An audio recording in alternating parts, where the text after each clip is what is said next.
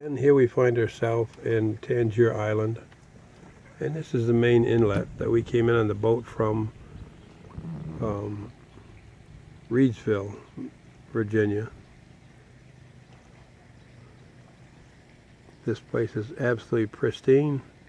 These are waterman boats for crabbing and oysters and clams, minnows, which is a snout clam. But whilst I'm watching the sunset here, while in Crisfield Museum one time, I spotted a sketch drawn by a monk in about the 1400s. This sketch had a cove drawn, same cove, 4 different places, winter, summer, spring, and fall. And the 2 diagonal ones were high tide and the other 2 were low tide. And at low tide, that cove was full of garbage, piles and piles of garbage. And it just occurred to me, how is that possible to be that polluted back in the 1400s? Well, I went to the curator of the museum, who said, that bothered me. I sent a sketch, or a picture of that sketch, to Smithsonian Institute. One of the historians there contacted me and said, that's not garbage in those bays.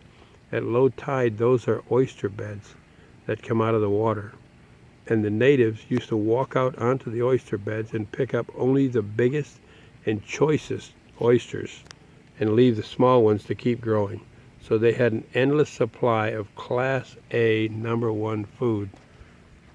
That endless supply. And the fish and the crabs and the minnows were all so thick in the Chesapeake Bay in the 1400s.